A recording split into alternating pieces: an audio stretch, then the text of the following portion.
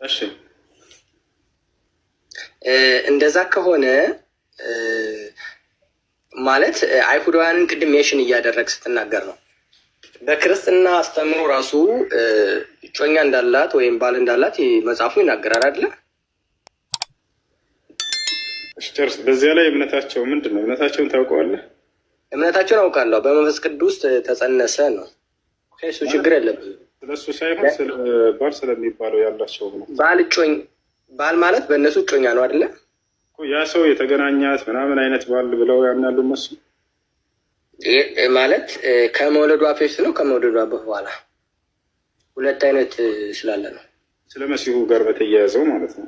ሁሉም ይስማማሉ ሳይገናኛት። አሁን ስለዚህ እንደዛ ከሆነ ጠይቃለሁ። እንደዛ ከሆነ ነጥቡ ትክክል ነው ብለህ ታስባለህ አንተ? ግን በክርስትና ያለው አስተሳሰብ ትክክል ነው አይደለም? በጣም ጥሩ። አሁን እዚህ ጋር ያቺ መርየም አይደለችም ወይንስ ይለያያሉ ለሚለው ነጥብ ይሄ ምንም አይረዳም። ጥያቄ አይደለም። እኔ እሱ ይሄ ምንም አይረዳም። በዚያ ክርስቲያኖች ምን ያደርጋሉ? ብዙ ጊዜ ኢየሱስ ስሙ ኢየሱስ ነው እና እኛ ጋር ደግሞ ያለው ኢሳ ነው እና እናንተ ጋር ያለው ስለዚህ አንድ አይደለም ይላሉ። ይሄ ምንም አንድ አይደለም ለማለት አያስኬድም። ስለዚህ እዛ ጋር ያለችው ታጋብታለች ተብሎ ሊያምን ይችላል የሆነ ሰው። ለምሳሌ አንተ እናትና አባቱ አከሌ ናቸው ብሎ ኪብ ሲሆንን አመነ የሆነ ሰው፣ ሌላኛው ደግሞ አይ ሌላ ነው ብሎ አመነ። ወይ አንተን እስራኤላዊ ነህ አለ፣ ሌላኛው ደግሞ መጣና አይ ኢትዮጵያዊ ነው አለ። ይሄኛው እስራኤላዊ ነው ብሎ ስላመነ ያኛው ኢትዮጵያዊ ነው ብሎ ስላመነ በኪብ ሲሆን ጉዳይ ሌላ የተለያዩ ኪብ ሲሆን ናቸው ማለት ነው። እነዚህ አያስኬድም። እንደዚህ በእሷ ላይ ያለን እምነት ምንድን ነው የሚለው አንዳንድ ነገራቶች መለያየታቸው ያችን መርየም አለመሆኗን በፍጹም አያስኬድም። እንደዚህ አሁን በእሷ ላይ ምን ብለው ያምናሉ እነዚህ ሰዎች? ባል አላት ብለው ጻፉ ብለው ይጻፉ፣ ጉዳያችን አይደለም። እኛ ጋር ደግሞ በፍጹም ማንም ሳይነካት በድንግልናዋ ሳለች ምንም አይነት ባል የሚባል ታሪክ ሳይኖራት አላህ ስብሐነሁ ወተዓላ እርሷን የፈጠራት ሴት እንደሆነች እናምናለን። ገብቶሃል?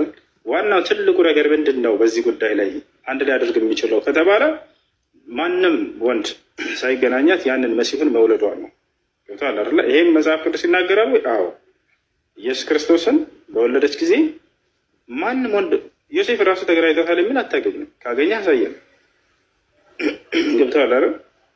እስልምናስ ምን ይላል? አዎ ልክ እንዲሁ ማንም ወንድ ሳይገናኛት በድንግልና የወለደች ብቸኛዋ ሴት የሚያውቀው ቁርአን መርየምን ነው። መጽሐፍ ቅዱስም ላይ ልክ እንዲሁ ማንም ወንድ ሳይገናኛት እንደወለደች ይገልጻል። ሌላኛው ምንድን ነው? ቁርአን ላይ ያ መሲሁ እንዲሁም ደግሞ እናቱ ማርያም እስራኤል በምትባል ምድር ላይ የኖሩ እንደነበረ ይገልጻል ቁርአን። መጽሐፍ ቅዱስም ላይ ልክ እንደዚያ በሌላ ዓለም ላይ የነበሩ አካሎች እንኳን አይደሉም። ቁርአን ምን ይገልጻል? የአብርሃም የይስሐቅ የያዕቁብ ስር መሰረት እንዳላቸው ይገልጻቸዋል። ልክ እንዲሁ መጽሐፍ ቅዱስም ላይ የአብርሃም የይስሐቅ የያዕቁብ መሰረት እንዳላቸው ይገልጻል። ቁርአን ምን ይገልጻል? መሲሁ ሙታንን ሲያስነሳ እንደነበረ ይገልጻል በአላህ ፍቃድ። መጽሐፍ ቅዱስም ያን መሲሁን ሙታንን ሲያስነሳ እንደነበር ይገልጸዋል። ቁርአን ምን ይገልጻል? ማየት የተሳናቸውን ሲፈውስ እንደነበር መሲሁን ይገልጸዋል። መጽሐፍ ቅዱስም ማየት የተሳናቸውን ሲፈውስ እንደነበር ይገልጸዋል። ቁርአን ምን ይገልጻል?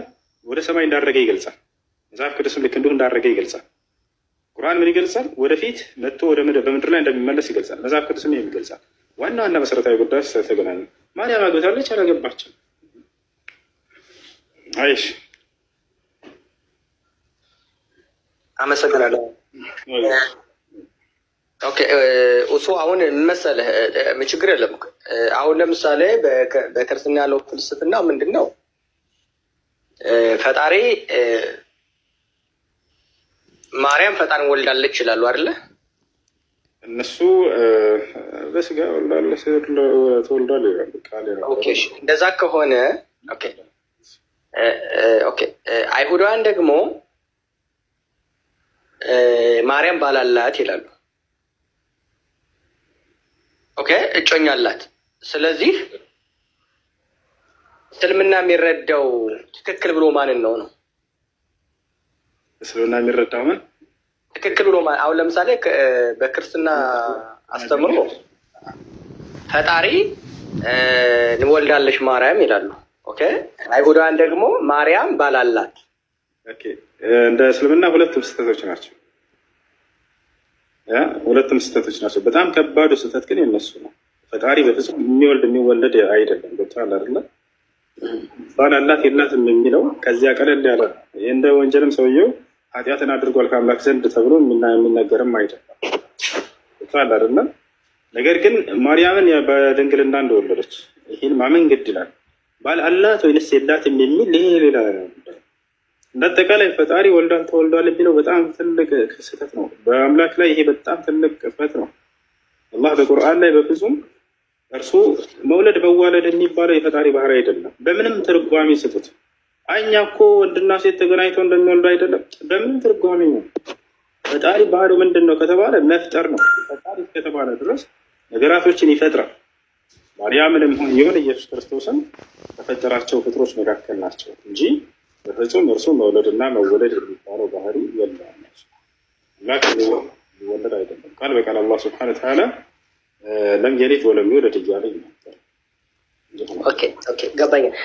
ቁርአን ላይ አንተ ጥያቄ ልጠይቅ ወይስ አይፈቀድም? ነብዩን አስመልክቼ ልጠይቅህ ውሱ።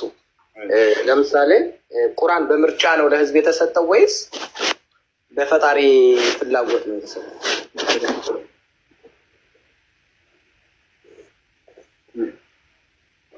ቁርአን ማለት የህዝቡ ተቀበሉ ተብሎ ምርጥ የተሰጠው ህዝብ አለ። ለምሳሌ አረበኛ ተናጋሪ ህዝቦች ቁርአንን ሰጣችኋለሁ ብሎ አላህ ለዓለም ህዝብ ጥያቄን ውሶ አዳምጠኝና ነብዩ አለ ነብዩ ሙሐመድ በዛን ሰዓት ቁርአንን በጅብሪል አማካኝነት ወሄ ወርዶለት ሲቀበል በዛን ሰዓት በአካባቢው የነበሩ ህዝቦች አሉ አይደል?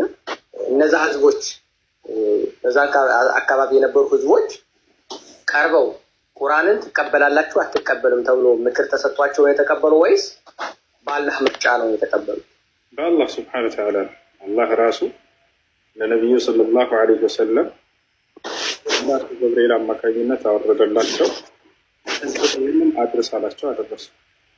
ስለዚህ ቁርአን ዲሞክራሲ ነው ማለት በምርጫ የተሰጠ ነው ማለት ይችላል ወይስ በፈጣሪ መጨቆን ባላህ መጨቆን ነው የተሰጣቸው? የምን ጭቆና ነው? ወደ ቅኑ መንገድ ሊመራቸው ነው እንጂ ከሰይጣን እስራት ሊፈታቸው። ለምሳሌ እኔ ልንገርህ፣ ለምሳሌ ተውራ የተሰጠው በህዝቡ ተማክሮ በምርጫ ነው። አንዴ ልጨርስ። እሺ በህዝብ ፍላጎት አይደለም። ስለ ፈጣሪ ስለ ፍጡር ከማንም በላይ የሚያውቀው እርሱ ነው ብለን ይሄን ልናምን ይገባል። እንደ ሎጂክ እንኳን እንደ መንጥቅ ከሄድን ፍጡር ከራሱ በላይ ይልቅ ፈጣሪው ነው የሚያውቅለት። እኔም በስምምነት ይሄን ቅርማ ይሄን ልስተህ ብሎ አይደለም ወጣለርኝ አምላክ ራሱ አላህ ስብሐነ ወተዓላ በሰይጣን እስራት ስር የወደቁ ባሪያዎችን ሊያድናቸው ወደ ራሱ ሊመልሳቸው ዘንድ ያ ነው ከእርሱ ጋር ሊያስተሳስራቸው ዘንድ አዝኖላቸው ያመጣው ነው። قد جاءكم من الله نور وكتاب مبين ይላል። እነሆ ከእኔ ከአምላካችሁ ከአላህ ዘንድ ብርሃን መጣላችሁ ግልጽ የሆነ መጽሐፍም መጥቶላችኋል ይላል። يا أيها الناس قد جاءتكم موعظة من ربكم وشفاء لما في الصدور وهدى ورحمة للمؤمنين ይላል። እናንተ ሰዎች ሆይ ይላል قد جاءتكم موعظة من ربكم እነሆ ከእኔ ከጌታችሁ ከአላህ ዘንድ ተግሳጽ መጣላችሁ ይላል። ምክር መጣላችሁ ይላል። ወሽፋኡ ሊማ ፊ ሱዱር በልብ ውስጥ ለሚገኙ ህመሞች በሽታዎች ሁሉ ፈውስ ይሆናል። ወሁደን ቅኑ መንገድን የሚመራ ወረሕመትን እዝነትም ሲሆን ልልሙእሚኒን ለአማኞች ለሚያምኑ ሰዎች ቅኑ መንገድን ሊመራቸው የሚችል የሆነ መጽሐፍን ልጌላቸዋለን። እዝነትን መሰረት አድርጎ ነው። ፈጣሪ ያዘነና ፍጥሮቹን ወደ እርሱ ሊመልሳቸው ፈለገ። ከሰይጣን እስራት ሊያወጣቸው ፈለገ።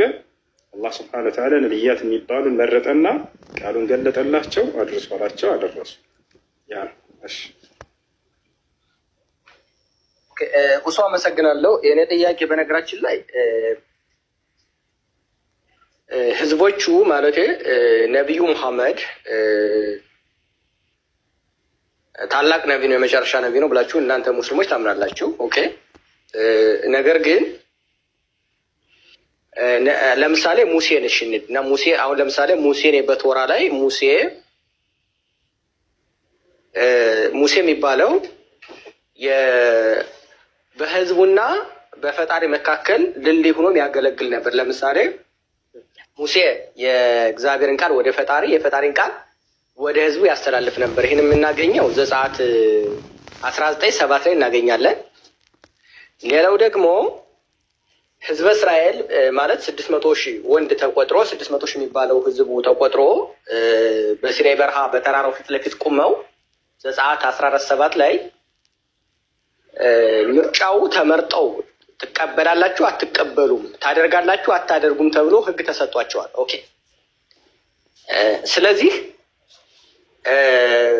አሁን በዚህ መስፈርት እኔ ቁርአን በዛን ሰዓት ነብዩ መሐመድ ቁርአንን ሲቀበል አንደኛ ህዝብ የሚባል ነገር አለ ወይ ማለት ቋንቋ ለዓለም እንኳን ቢወርድ ቁርአን የወረደው ቋንቋ የሚናገሩ ህዝቦች አሉ። በዛን ሰዓት አረበኛ ቋንቋው የነጠረ ተቀባይ ያለው ቋንቋ ግልጽ የሆነ ቋንቋ ቢሆንም ስለዚህ ህዝቦች አሉ። እነዛ ህዝቦች እንደ ምስክር ነው ቆመዋል ወይ? አንደኛ ጥያቄ ማለት ሰምተዋል ወይ? ያን ሰምተው ደግሞ እነዛ ህዝቦች በነብዩ አሁን ስለ ነብዩ ነው የምናገረው። በነብዩ ጊዜ ያሉ ሰዎች አዎ እንቀበላለን ወይስ አንቀበልም ብለው በምርጫ ነው ወይ ቁርአን የተሰጣቸው ነው? ኡሱዬ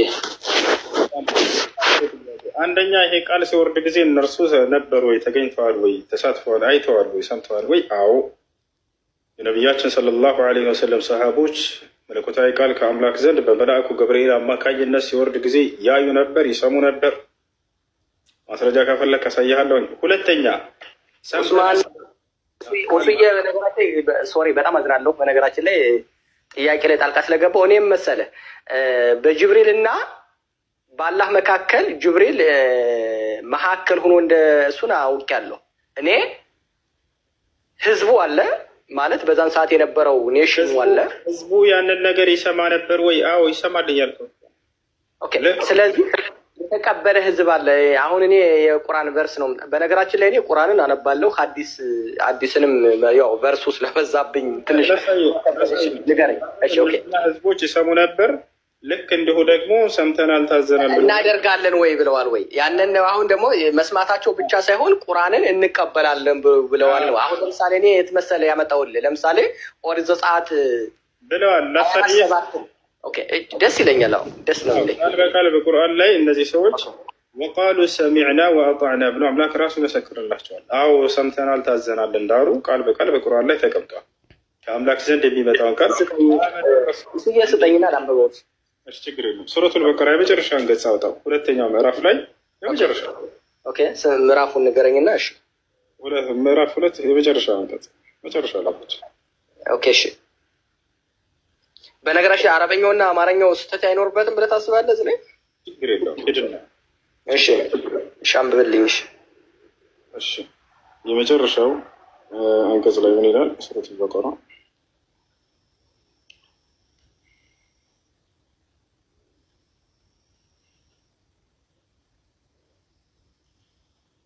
آمن الرسول بما أنزل إليه من ربه والمؤمنون.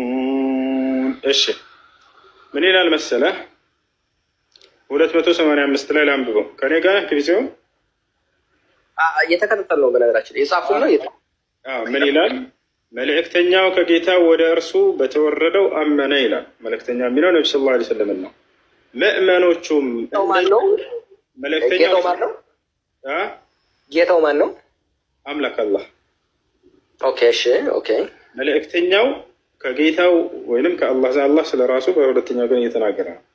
መልእክተኛው ከጌታው ወደ እርሱ በተወረደው አመነ ይላል። ነብዩ ሰለላሁ ዐለይሂ ወሰለም እንዳመኑ ምእመኖቹም እንደዚሁ ሁሉም በአላህ በመላእክቱም በመጽሐፍቱም በመልእክተኞቹም ከመልእክተኞቹም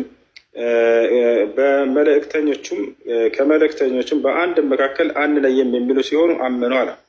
ከዚያ እነሱ ተናግረዋል ወይ ይሄን ነገር መቀበላቸውና ያልከው? አዎ ያው ምን አሉ? ሰማን ታዘዝንም፣ ጌታችን ሆይ ምህረትህን እንሻለን፣ መመለሻም ወደ አንተ ብቻ ነው አሉ ይላል።